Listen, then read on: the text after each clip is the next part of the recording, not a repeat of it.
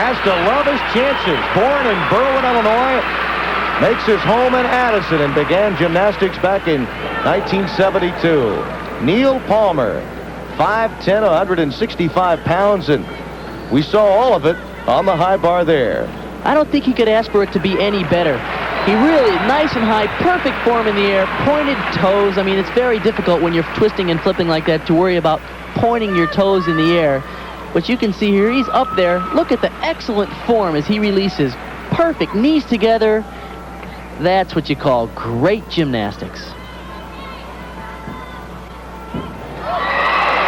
Patrick Kirksey now, number 54, in blue, representing the East team out of Tucker, Georgia, on the pommel horse. He starts with some nice one pommel work, and of course, you know, he reached across doing a very difficult element, back behind the back travels across the horse, and of course, when you're off, you are off. Right. That's one thing that's really difficult about the pommel horse. It's very small room for error. He handled it well. He's loose. As well as just start this thing over again. He was fifth after 5 rotations, obviously. He has some problems in staying in 5th place after that problem there. But he's back on. Now he loses a half of a point deduction, and he has to get back into the exercise, continue from the point where he fell off. He's actually very good on the horse. He does some difficult elements.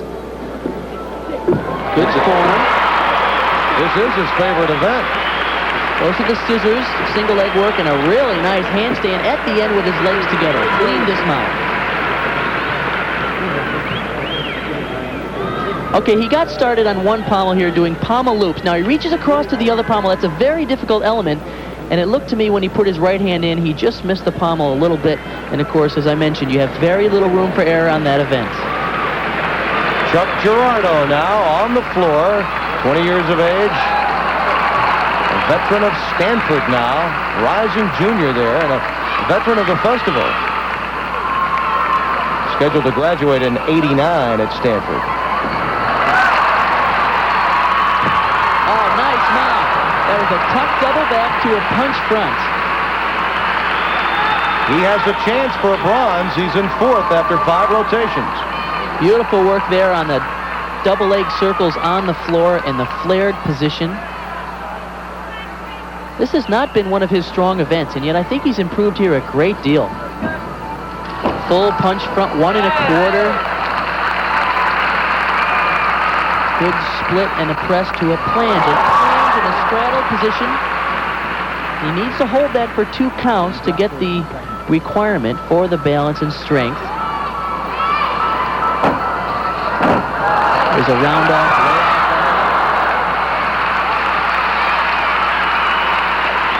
Here's his 1-foot balance at the end of the exercise. It's called a scale or an arabesque. Most of the gymnasts use that position at the end of the exercise to catch their breath. For the last tumbling run, which is coming here, round off back handspring, tuck double back. Really nice exercise. Well, we were concerned after the first 2 or 3 rounds when we saw him atop our leaderboard.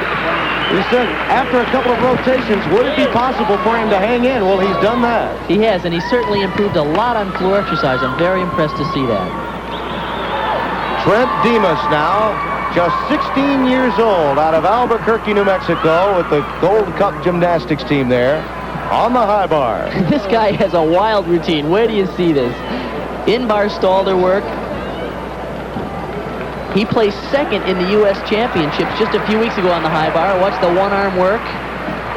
Beautiful ginger way up and over the bar.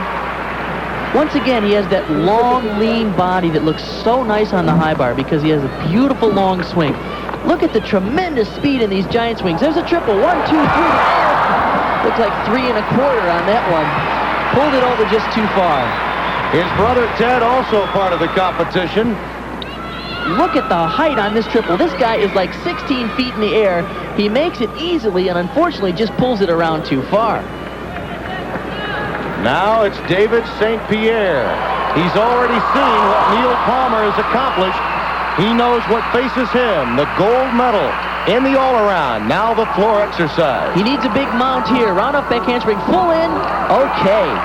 A little bit over-rotated, but He hasn't been a very strong tumbler, and it's nice to see that he handled that very difficult element really well. Nice front through to a double twist. There's the 1 foot balance, the scale position. Now he's going to go down, cover a little bit of the side of the mat. Really nice, beautiful 1.5 twisting dive roll. He has such a nice style. I really like his presentation. He has good form. He's very clean. I really feel that David shows a tremendous amount of potential. He could be an '88 Olympian if he puts it all together, but certainly he's still very young, so he will be a big factor in the U.S. program in '89 and '90 and so on. Here's his last tumbling run, round off back handspring, tuck double back, really clean form, good exercise. David St. Pierre out of UCLA, a very powerful college program. So David St. Pierre and Neil Palmer are on top. We'll give you the results when we return to North Carolina. Welcome back to the men's gymnastics all-around competition, which is now complete here at the Smith Center on the campus of North Carolina. And our gold medal will be handed out to Neil Palmer, who had an outstanding performance on the high bar. That performance warranting a 9.75 score, pushing him ahead of David St. Pierre, representing the North team in second. Lance Rignall, one of the up-and-comers, gets the bronze, but only barely over Chuck Girardo. Neil Palmer making his way out, 22 years old, out of Lincoln, Nebraska, and the university there, an outstanding job in winning the gold medal. He's from Illinois, but he's playing right now a gold medal tune here for the South team, and the fans here are awfully appreciative. Well, we've talked about Neil Palmer, we talked about Girardo, but we used them in different veins, Bart Connor. One was a steady player, perhaps one that could be a great gymnast very quickly, and the other perhaps getting ready for 92, and both of them were right there. And it's really nice to see that Neil Palmer really put together a really solid, consistent performance. He was clean throughout the competition. David St. Pierre, as I mentioned, is a guy who has tremendous potential. I think that he could be a really strong member of our international teams because he has such a good style and he has very good technical execution. It's nice to see that Lance Rignall squeaked into there in third place because he's only 17 years old and he can do all the big tricks even at that early age. And you know, he began tumbling when he was 8 years old. He was hit at a 90-degree angle while on a bicycle, hit almost head-on, saw the car coming and said, wait a minute, I think I want to go up a little bit more, flipped over the car, and now is flipped to the bronze medal here at the U.S. Olympic Festival. There is Neil Palmer, the gold medalist, receiving that gold medal here at the U.S. Olympic Festival. Now, we've got the women's gymnastics all around coming up tomorrow, and we anticipate another great crowd then, as we've had tonight. We'll break attendance records at the festival by Sunday. For now, for Bart Connor, this is Tim Brando saying so long. Let's go back to Jim and Gail. Okay, thank you, Tim and Bart. You know, this may not be the cream of the crop as far as men's gymnastics goes in this country, but you'd never know it. I mean, these are some outstanding, young, up-and-coming gymnasts, and they put on some performance for us this evening. We're going to go... You can't tell the crowd, by the way, these acrobats, right? They love it. Outstanding. The gymnastics venue has been just about sold out all week, and in fact, on Sunday afternoon, when the women's individual takes place, they will have the largest single crowd here in the Dean Dome ever to see a gymnastics event in this country. Over 20,000 people will be there, so much appreciated event. We're going to go now to your favorite, rhythmic gymnastics. Rhythmic gymnastics. I had the pleasure of doing it last year. And rhythmic gymnastics, perhaps the most graceful and elegant of all the festival events, with the possible exception of figure skating. I'll cover myself there. Each routine lasts about a minute and a half, accompanied by music, sometimes live, sometimes taped. Live music, a bit of a luxury to some. First, there's the expense involved, but it is much easier to cover a mistake in your routine if you're accompanied by live music. And of course, it does lend an air of comfort and support to the athletes as well. And it pleases the crowd. Speaking of... From ear to ear is the all-around champion here at the U.S. Olympic Festival, Neil Palmer. And he's still grinning right now as we prepare to speak with him, the champion here in the men's all-around. I'm joined by Bart Connor. And Neil, let's talk a little bit about the way you felt after you hit it for 9.75 on the high bar, realizing that St. Pierre's floor exercise is just getting underway. It felt great. I knew I hit a good set, and I was losing to him by just a little bit.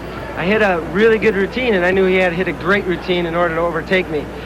Had he done that, I could have never felt bad because I performed the best I could have. You really were very consistent tonight. I mean, coming into the competition, did you realize that was a key? That's always the key in gymnastics. You have 6 events. Everybody's really good gymnasts. You fall down somewhere, you lose the lead, and you may never get it back. Coming into high bar, though, it was getting a little hairy.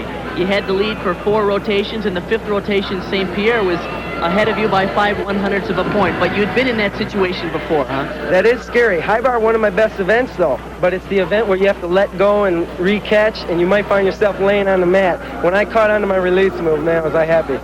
Congratulations. Thanks a lot. I know you're multi-talented. Will you be blowing your saxophone later tonight?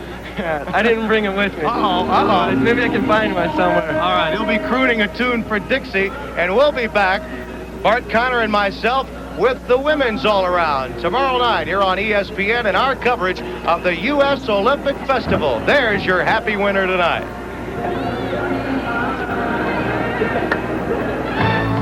The 1987 U.S. Olympic Festival is brought to you by Michelob. Exceptionally smooth, distinctive taste is why the night belongs to Michelob.